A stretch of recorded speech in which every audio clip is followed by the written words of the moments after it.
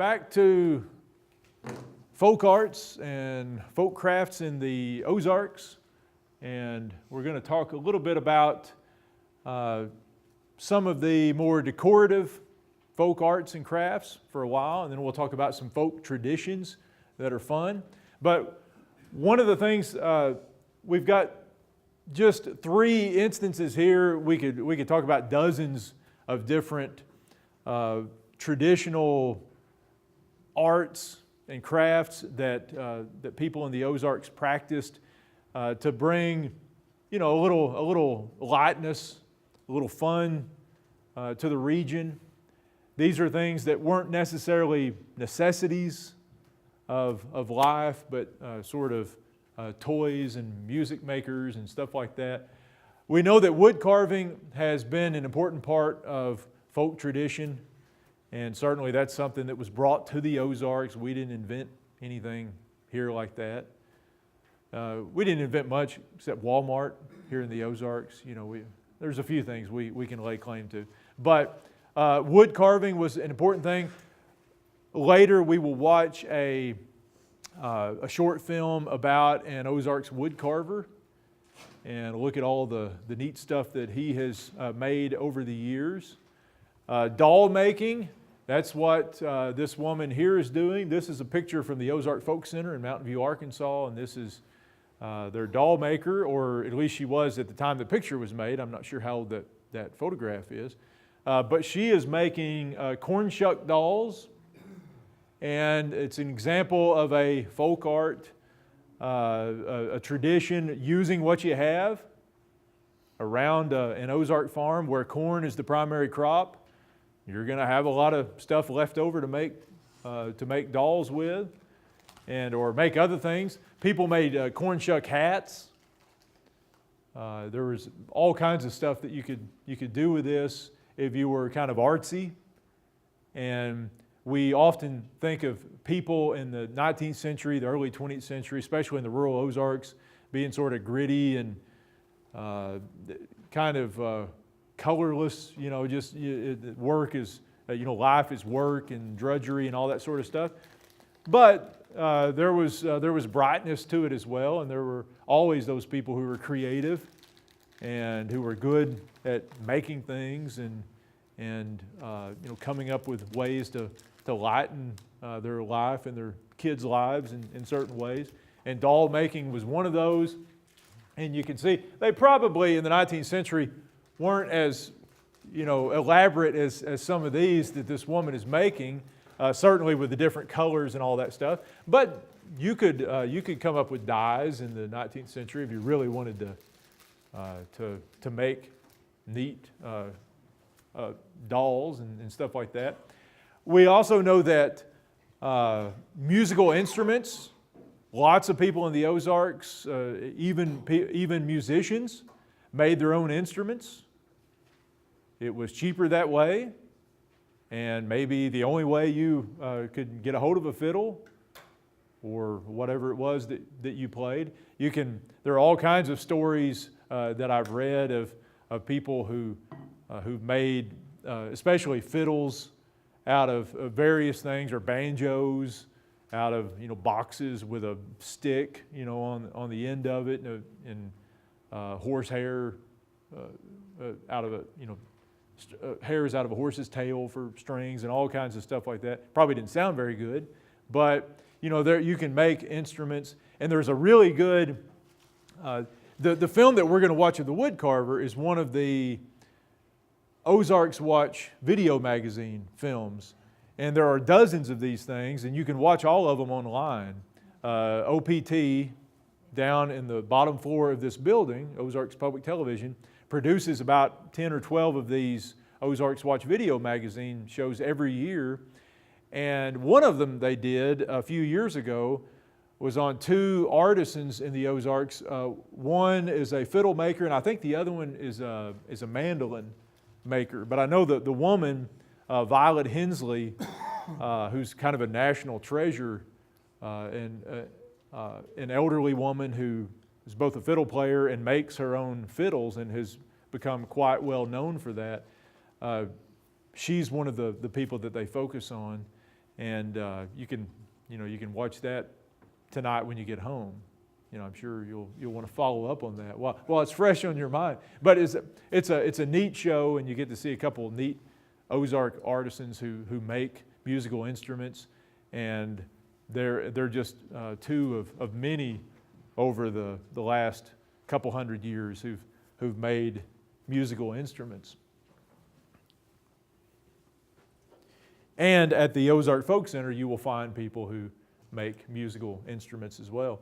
Now, this one I've got up here, we actually talked about this earlier, but it's sort of the film that we watched on L.L. Broadfoot is an outgrowth of this, and that's just kind of a reminder. And if you were here last time, you got to see some of the work of S.E. Ward, the so-called Grandma Moses of the Ozarks. Now here's a neat thing, and some people would call this an Ozarks original, and it may or may not be. It's one of the few things that we may say could be an Ozarks original when it comes to folk craftsmanship and that kind of stuff. If you've heard of the term Johnboat, that's what this is, pictured here. That's one of many hundreds of pictures of John boats you can find if you Google that. The John boat, people who have studied the John boat say that it probably is derived from early boats used maybe even as far back as the colonial days when the French had control of the Mississippi Valley. And we know that they built these boats that were similar to John boats, kind of flat-bottomed boats that they used on the Mississippi and on the different tributaries here in the Ozarks as well. They had different names for them, bateaus and all kinds of different names for these flat-bottomed boats that they used. But we know that at least by the late 1800s, this style of boat had become very popular on Ozarks waterways, both in southeastern Missouri, the Current River area. There were noted John boat makers in that area. And here in southwest Missouri, northwest Arkansas, the White River watershed area had its own legendary John boat makers. The John boats in those days were made out of wood, as you can see here. You can still get basically John boats today, but most of them are not made out of wood. You would have to have somebody specially make you a wooden John boat today, or it'd be expensive because it's probably going to be handmade. Or there are people who learn how to make them themselves and make these John boats. I have no idea who that little boy is. I probably should put that up there. We're looking at him, and he looks like a nice little lad there, but I don't know who that is. The John boats were sometimes they could be more than 20 feet long. They were built long and narrow so that they could go up and down Ozark streams that are often narrow and with branches hanging over, and you can kind of navigate your way. And they were also very shallow draft. It was said that a good John boat could float in 4 inches of water, and that one's been beached there. It's a little less than 4 inches of water on one end of it, but that's, they were designed for that. They were, by the early 20th century, a lot of the John boats that were 18, 20 feet long were designed to have one guy doing the paddling and the steering, especially when they were used as guide boats. By the late 1800s, and especially in the early 1900s, it was becoming more and more common for urban sportsmen from St. Louis and Kansas City and even from Springfield to go to places like Current River and the Jacks Fork or White River, James Fork, and do these float trips that might last a week. And they would usually hire guides. They'd be local guys who maybe had built their own John boat to guide them and to clean the fish and cook them and stuff like that at the end of the day when they were camped out on a gravel bar somewhere. And these John boats were kind of designed to hold several people in them. And so one guide could guide them up and down, especially down the rivers in those days. And later they were made so that you could put outboard motors on them. But the John boats, it's funny, you go to different places in the Ozarks, and they claim to be, the birthplace of the John boat. There's kind of I guess you'd say a competition between the White River area and the Current River area over exactly where the John boats started and which one goes back the farthest and all that kind of stuff. But they're neat sort of things. I don't know how it got its name. Really, I don't. I was just reading today. I'd found something I'd never seen. It was like a full-length article on John boats on the internet. It was done about 20 years ago, and I don't think that article even mentioned how where the John boat comes from. I don't know how it got its name. There are lots of people named John, so any one of them. I'm not sure. Any one of them could have. Of course, the John boats were and still are used for gigging. If you've ever fish gigged, or I guess you could use them for frog gigging too, but especially in the Ozarks, fish gigging is still, it's kind of a cult thing. Not everybody goes fish gigging, but the people who gig, that's what they love to do. They love to gig fishes, and there are a few people around the Ozarks still today, speaking of artisans, who are specialists at making fish gigs. And there's a book. This guy, what's his name? I shouldn't have brought it up. There's a guy from Doniphan who is an expert at making fish gigs, and he wrote a book about different kinds of fish gigs and kind of the significance of fish gigging in Ozarks history and all that kind of stuff. I'll have to look it up and report next time what his name is. But it's a really neat sort of thing. And I think there may be one of those Ozark Watch video magazines on fish gigging that was done just a couple years ago. Hastings, Ray Joe Hastings, that's his name. Doniphan, Missouri. Yeah. All right, Ray Joe. Big tall guy. All right, some folk customs. As we skip around here, we got marriage customs, death customs. All societies have their various customs. We still have ours. We don't often think of them as folk customs. And as we've entered the 21st century, we tend to become more homogenized, where everybody sort of does things the same way over much of the country. But you don't have to go too many years back where you did have more distinct folk customs surrounding these basic passages of life that we have. And some of them had to do with marriage. Has anybody ever been to an in-fair dinner? An in-fair was generally something that took place the day after a wedding. Now we're talking about the days before honeymoons, when the honeymoon was plowing a field or something like that. But in-fairs were very common into the 20th century in the Ozarks. They were often held at the house of the family of the groom. The day after the wedding, you get together and have this big dinner. Again, in the middle of the day, sort of dinner. That's when you have dinner in the Ozarks.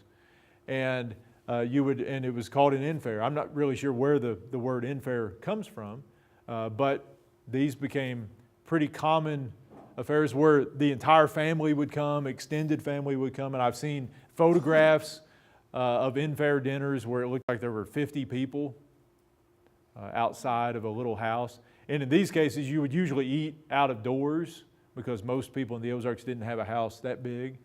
maybe part of the reason they tended to get married in warm weather. I'm not sure, but in-fare dinners were pretty common. Also common, and you still hear about these every once in a while, the chivalry or charivari. This was a custom that was long practiced in the Ozarks that has roots all the way back into the Middle Ages of Europe, specifically in France with the name charivari. And the Cajuns still practice the charivari, I understand. But in the Ozarks, it was always known as a chivalry. What did people do at a chivalry? This is actually a painting of a chivalry. I think this one is set in Louisiana somewhere, maybe in Cajun country somewhere. But Millie's right. A chivalry is basically just pestering the dickens out of newlyweds. It's usually done on the night of the wedding, again, in the days before honeymoons and maybe what sparked honeymoons. Let's get out of here so these devils will leave us alone. But it's always done at night, and you usually wait, wait till, maybe an intimate moment. And part of the purpose is to disturb whatever's happening, in the newlywed bedroom. And just in general, it's another opportunity for men, especially for young men, but women can participate in these too, to get out and raise Cain and maybe get drunk. That would be part of it for. You don't leave until they feed you. And that is part of the old tradition, is that you're wanting them to present you with food. And so for people who were used to this in the Ozarks, usually they would have something ready. They would be waiting. Now, eventually the chivalries sometimes can get a little rough.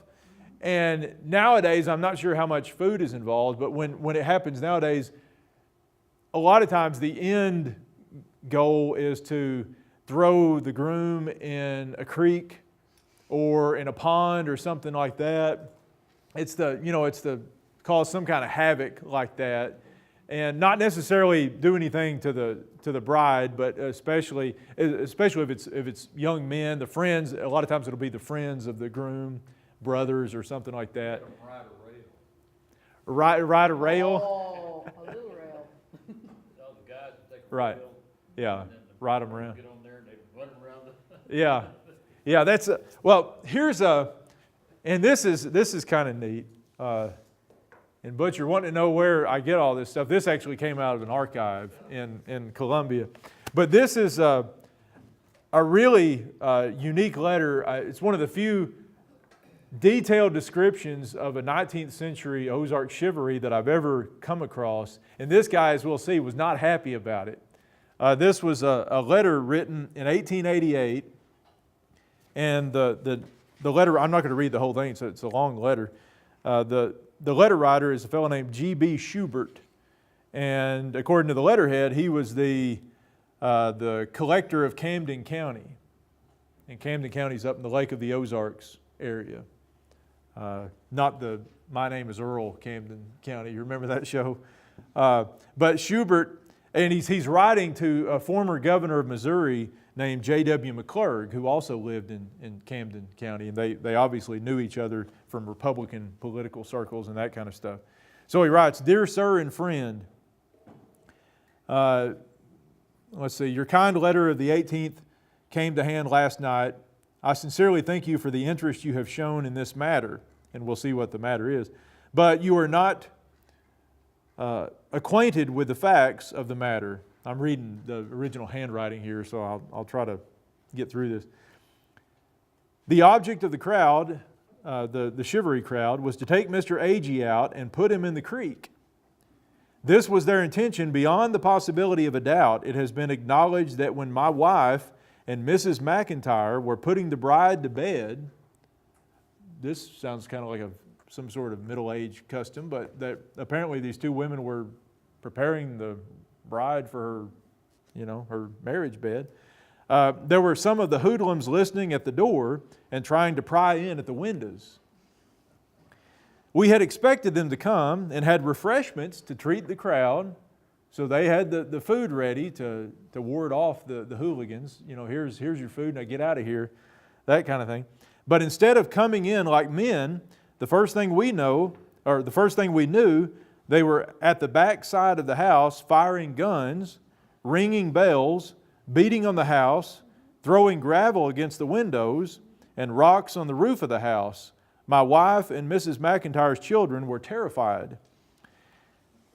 They then ran around the house more like demons than men, and though the front door was opened for them to come in, they still kept it up.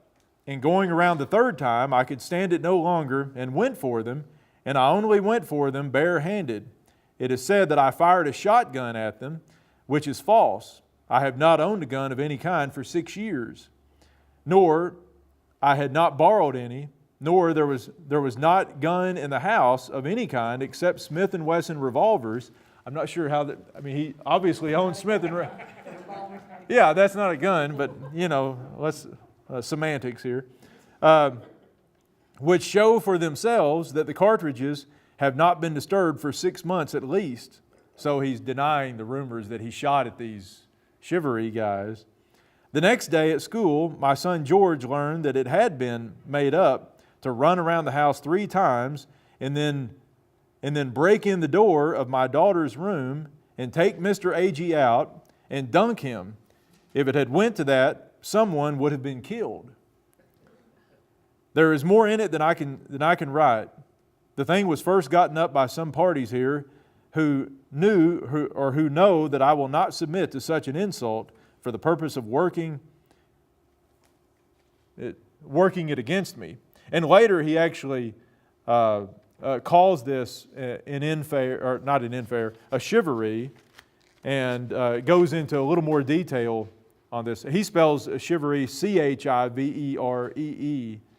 but it's a really interesting letter. This guy obviously had not gotten over his anger for having to go through this chivalry. But let's see. The chivalry also, both in Europe and in the United States, sometimes morphed into what you might call a drumming out. And a drumming out was where you do similar things, shoot guns, clang bells, beat on pots and pans or something like that. But the purpose is not to bother newlyweds. It's actually to convince someone to leave the neighborhood, someone who's done something dastardly or that you don't like, maybe a prostitute. I've read a couple of accounts of people drumming prostitutes out of town. Usually the women would do this, by clanging bells outside the house or something like that until they would leave. And this is an example here. Again, this is the late 1800s, and this is the same book that we read about the smokehouse raising out of earlier. And this is an example of basically the chivalry turning into something a little more violent, as you can see. And in this case, it was aimed at someone who was trying to end his marriage instead of begin his life as a married man. And let me back up a page or two here.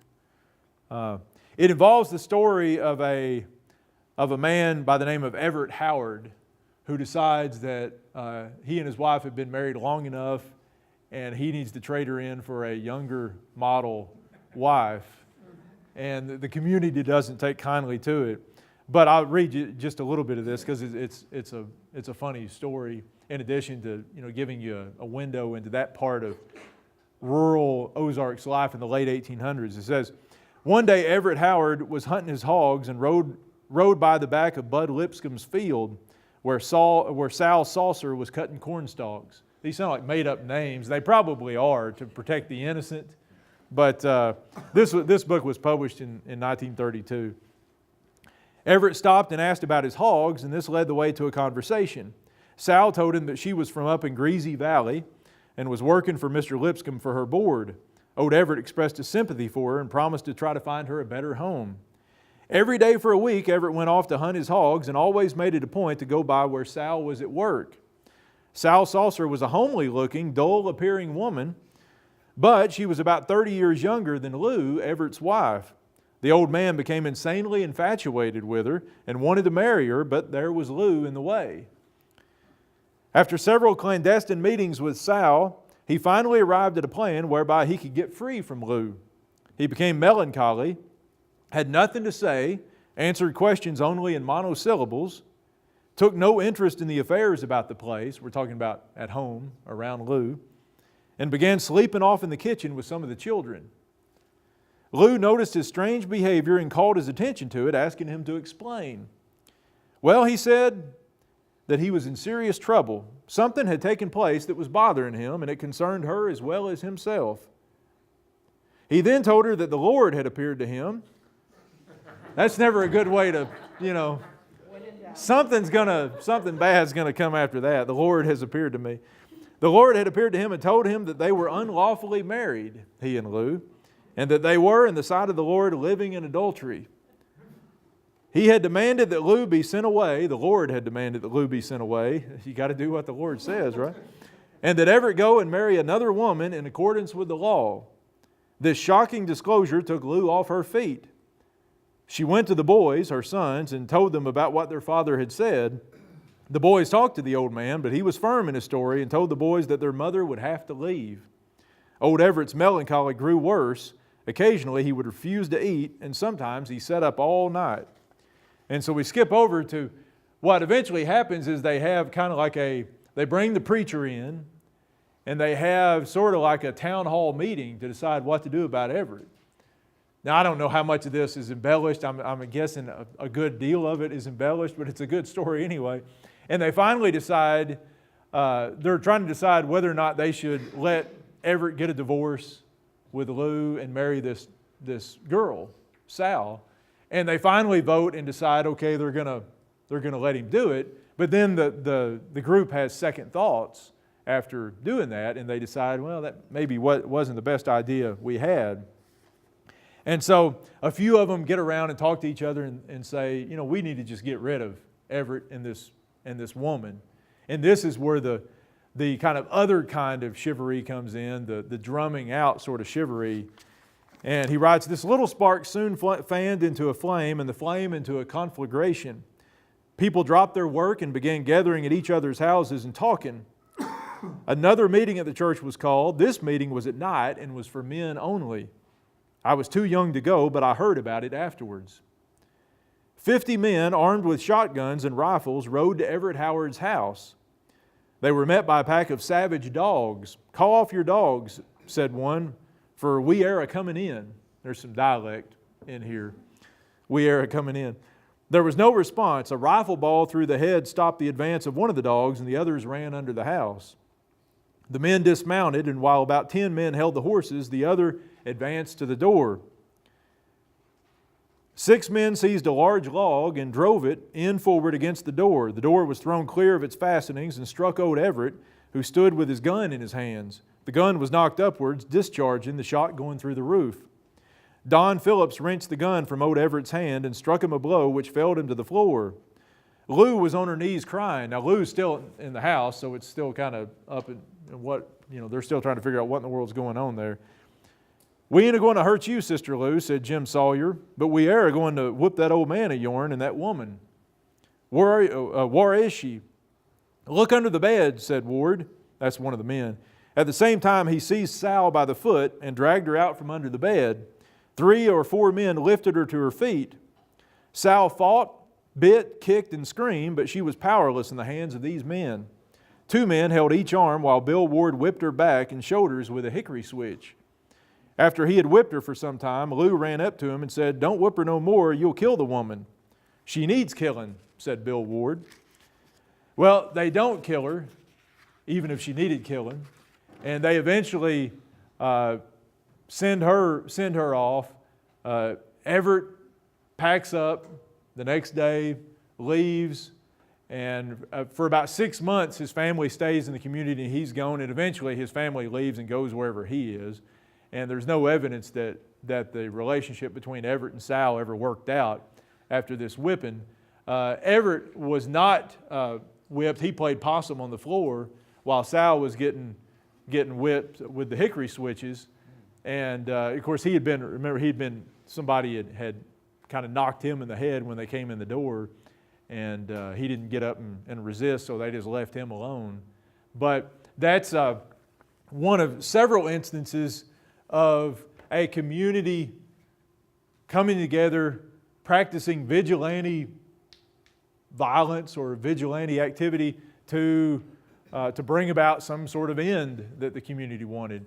And a lot of times these outbursts, which were similar to some later European charivaries that became about sort of moral policing the neighborhood. These outbursts in the Ozarks were often about some sort of sexual indiscretion, whether it be a prostitute or some guy cheating on his wife, or certainly somebody finds out about child molestation or something like that. There are any number of reasons why someone could be drummed out, maybe killed in some cases, but certainly drummed out of a neighborhood if you weren't conforming to the local society's idea of morality.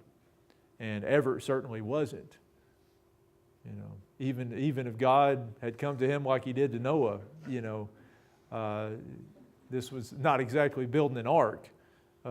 So I think they would have understood that a little more than that. So but usually in the Ozarks, when you talk about chivalries, you're talking about the wedding night shenanigans. And chivalries still go on. They're pretty rare, but in the rural Ozarks, you can still hear about chivalries happening. Certainly death customs, if we're talking about the 19th century or well into the 20th century, in most places in the rural Ozarks, you're talking about an age before embalming practices. And it was very common for the decisions of what to do with the dead to be made depending on the season, the weather, all that kind of stuff. It was very common, for instance, in really bad weather or in the middle of the winter, snows on or something like that, to bury the dead and maybe wait until the spring to have a funeral service.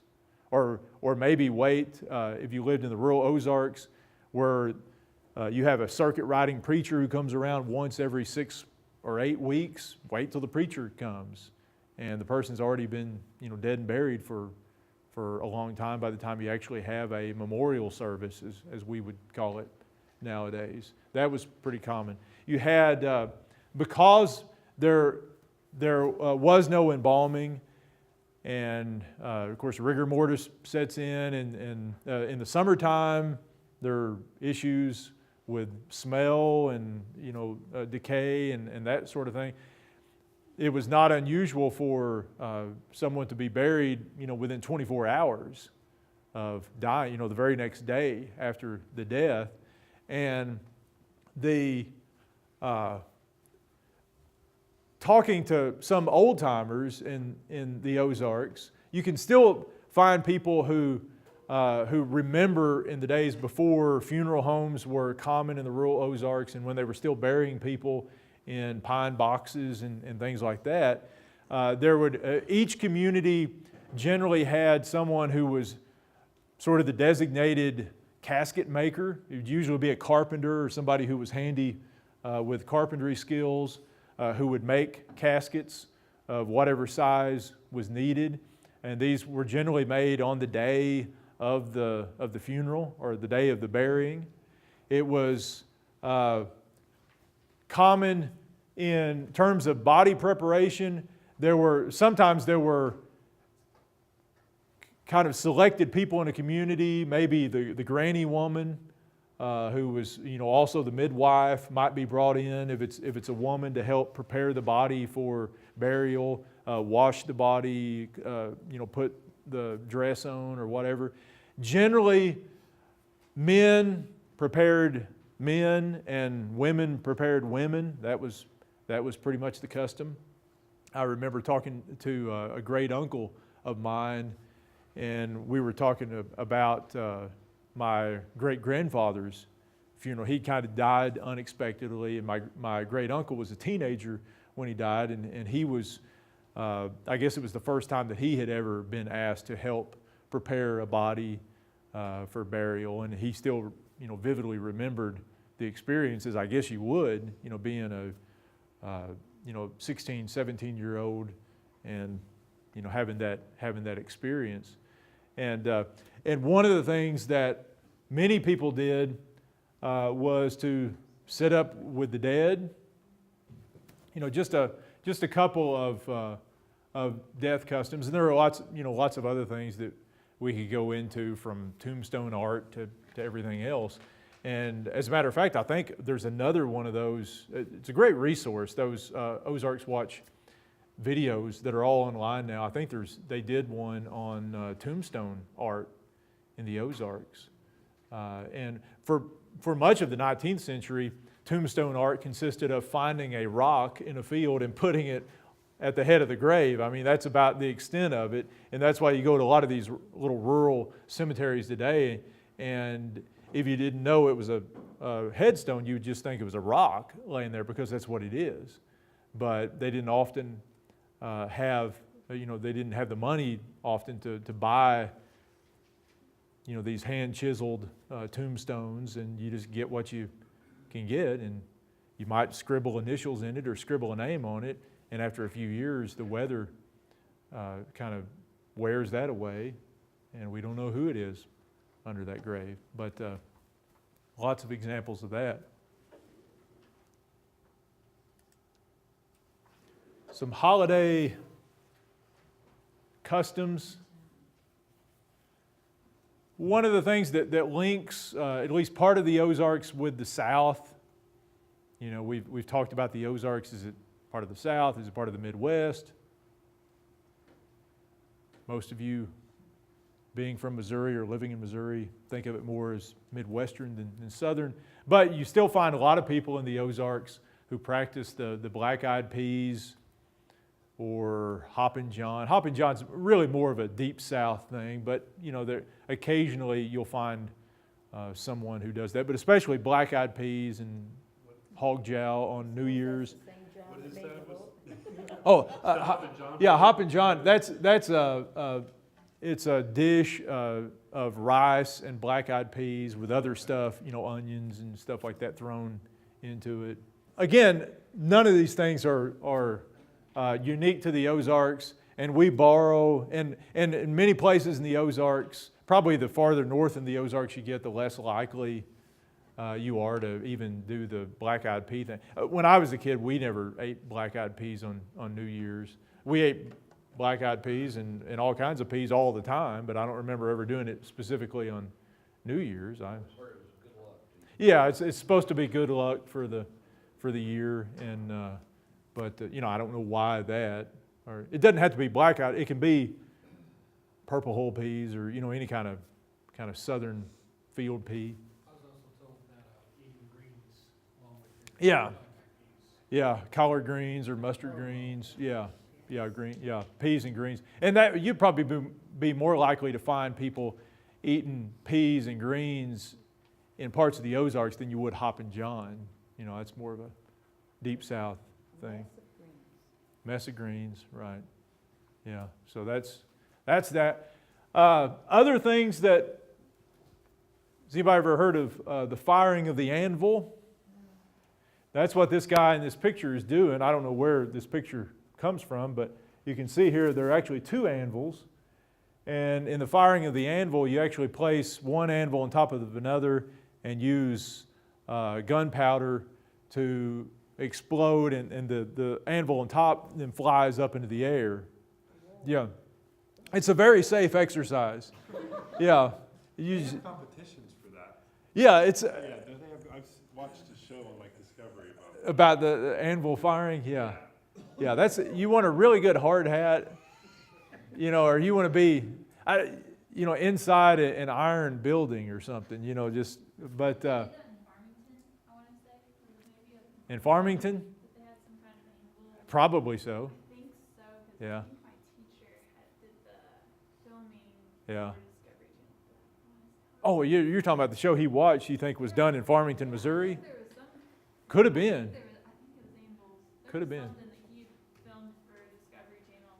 Yeah. They did in Farmington, and it was like a big deal. It could have been. This was now again. This is a tradition you would have found across rural America, and especially in the rural South and Midwest in those days. The fire. It was usually done. It could be done on New Year's morning. It could be done on Christmas. It could, anytime you got drunk and needed, wanted something to do, it could be done. So the firing of the anvil was, just one of those traditions. Similar, pretty much any time when you might set off firecrackers, 4th of July, Christmas, New Year's, there might be a time for firing an anvil. How heavy is one of those things? Really heavy. I don't know. I guess it depends on how big it is, but I mean they're heavy enough where they're over 100 pounds. Or some of them, yeah.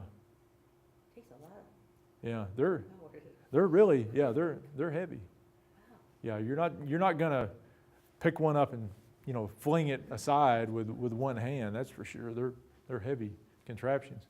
But yeah, the firing of the anvil was a pretty common thing for some people. A Christmas tradition was simply firing guns on Christmas morning. It sounds like something that would happen in the rural Ozarks, doesn't it? Yeah. We don't have any firecrackers, but we'll unload a clip here. Just give me a minute to get loaded up here. That one came. Let's see. Oh, that came from a memoir written by a guy who grew up in North Arkansas, near the eastern edge of the Ozarks. But he mentioned that most people in his community fired off a shotgun on Christmas morning as soon as they got up. He said they blew anvils occasionally. And then he talks about other things they did on Christmas. And well, since we're at Christmas, I'll just go ahead and see what he's got. It says they had a public Christmas program with Santa Claus at the schoolhouse, and in most places in the Ozarks. How old is that? He's talking about, I think he was born in 1900, so he's talking about the very earliest 1900s. Well, I was just thinking because like Santa Claus was always depicted as like one of the elves until like Coca-Cola advertising, and then Right. he became a man, and I was Yeah. thinking, Yeah, you see references, and I don't know, you do see references to Santa Claus or Santa Claus, as he is in most places in the Ozarks, going back well into the 19th century. They're not always detailed over exactly what he is. I remember there was one account that was written by a guy who grew up in the post-Civil War Ozarks, was born during the Civil War and grew up in the 1870s, really. And he talked about one of the things that his family I guess it was his uncle that he lived with, would kind of sneak around, and on Christmas, or when they got up on Christmas morning, he would have made black marks, like with a piece of coal or something. He'd make black marks on the chimney outside and say that was the claw marks of Santa Claus. And so at least in that family, Santa Claus was kind of scary sounded. Anything with claws, who's been climbing up the chimney, maybe bear-like or something. I don't know, but that was part of their tradition. So almost a Santa Claus, WS, that kind of thing. So I don't know, but this guy, he just says Santa came to school, and that he got that they always hung their stockings and got one present in the stocking every Christmas morning. And he mentions in here that one morning he got dried calf manure in his stocking because he had told his siblings that there was no Santa Claus. So instead of coal, you got So I guess they didn't have any coal, so he got crap in his. But he mentions that they would have the Christmas program at the schoolhouse with Santa Claus. They would have a Christmas tree, a community Christmas tree that was a cedar tree, which would make sense in the Ozarks. You got cedar trees everywhere. And he says that a few days before the Christmas celebration, the women would hold a get-together where they would make popcorn and would string it on strings. And some of you have probably done that, string popcorn to put on a Christmas tree. That was one of the things that they did a lot. And they would also attach small candles to the limbs of the tree just before Santa Claus came in. They wouldn't leave them burning very long. Not a good idea on a cedar tree, especially a dry cedar tree inside a schoolhouse. And then they would have a program of recitations and songs by the kids, and then people would bring presents to this thing. This was in the early 1900s. It sounds similar if you've ever read the Little House on the Prairie account of Christmas, Laura Ingalls Wilder's account of the community Christmas tree, where they go. It's kind of a similar thing. Again, very common activities across rural America with just little subtle differences here and there based on the regions. But that was, he, at least in his community, firing the shotgun was more common than firing the anvil, but you could have found either one.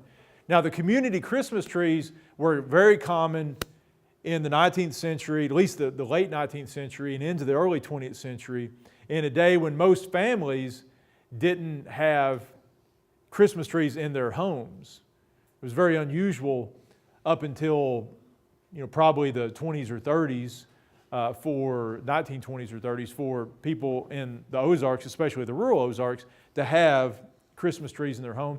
And rural communities and even small towns would have what they called community Christmas trees. And they would have these functions like this guy was talking about, where the people of the community would come, and often there would be, they would raise money through pie suppers or different things to buy little gifts and to hang them on the tree. And for the people of the community who came in, and somebody would dress up like Santa Claus, or somebody would be in charge of handing out the presents and that sort of thing at these community trees. And these events would often involve programs by the school children. So, I mean, not terribly unlike some of the things we do today.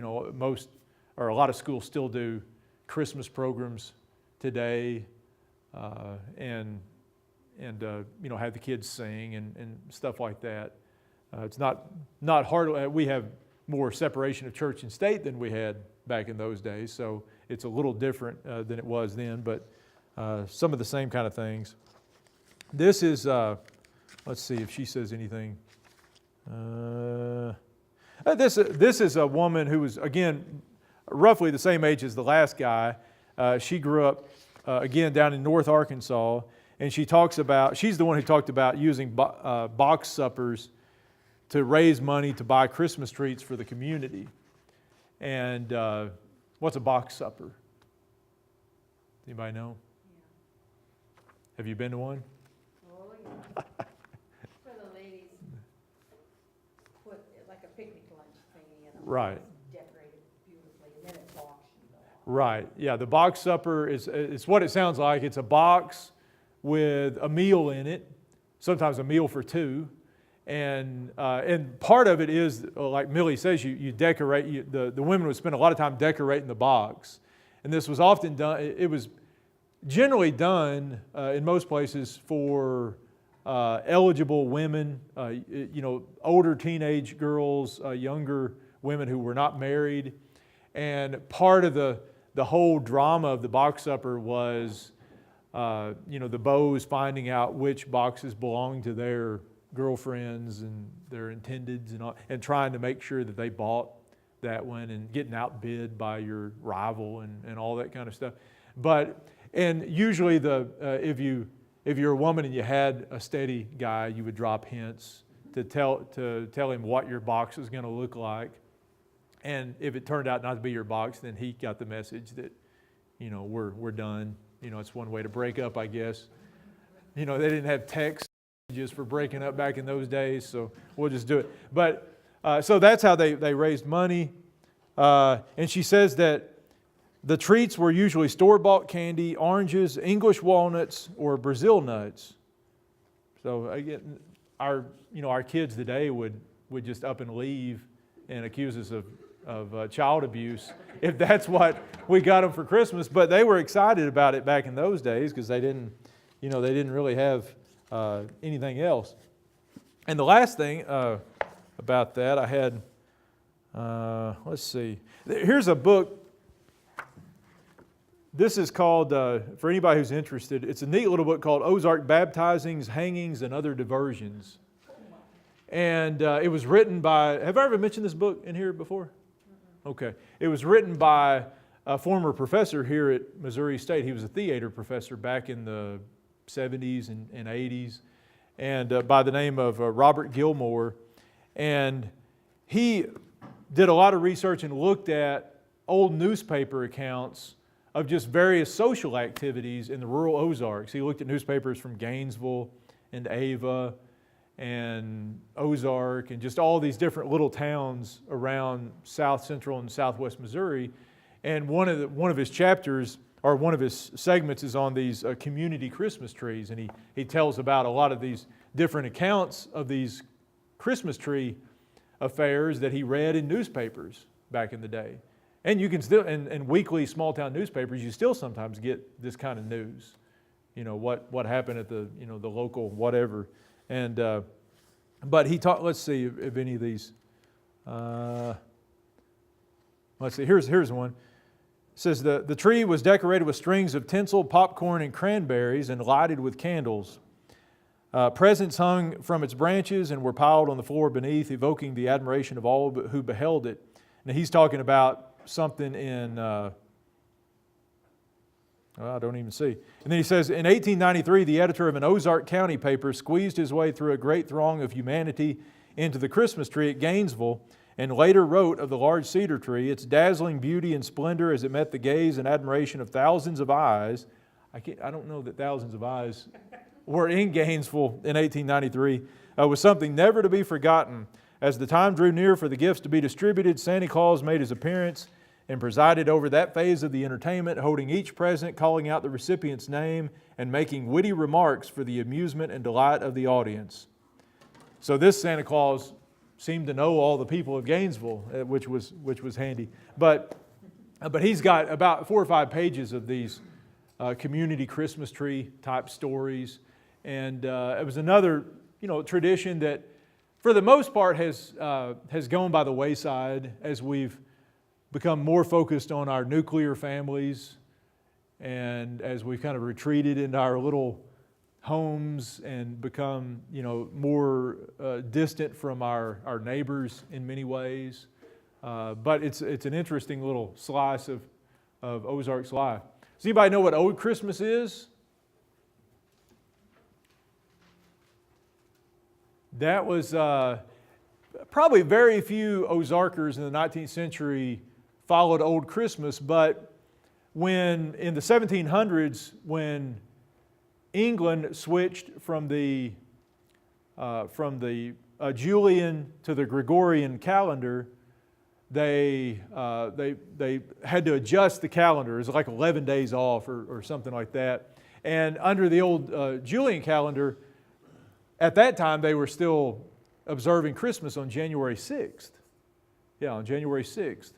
And so for a few generations, especially among rural people, they refused to recognize the Gregorian December 25th Christmas and continued to observe Old Christmas, as it became known, January 6th Christmas. And there were probably a few people who settled the Ozarks who were still observing Old Christmas. And I remember reading a story once that might give us a little insight into someone observing Old Christmas. There was a a lawyer talking about losing a case at court when his star witness forgot the date or didn't have the right date of Christmas. And all the jury thought, well, this guy must be crazy. He didn't even know when Christmas is. And the guy loses the case. And I've often thought, maybe he thought Christmas was January 6th. It was in the 1800s instead of December 25th. But that's what Old Christmas was. And the legend was that on midnight on Old Christmas, all the animals would get down on their knees and face toward Bethlehem or something like that. And I don't know that anybody ever lurked around, the barn to see if that really happened, but that was the one of the legends of that. And then one of the most common holiday practices well into the 20th century in the Ozarks was the old 4th of July picnic. Again, something you got all over the country. I think there are other people in America who celebrate the 4th of July besides Ozarkers. And at least in the late 1800s, the ex-Confederate Ozarkers weren't just real excited about celebrating the 4th of July. That's part of the reason why in the Deep South you still have the strong practice of setting off fireworks on Christmas instead of on the 4th of July, or in addition to 4th of July.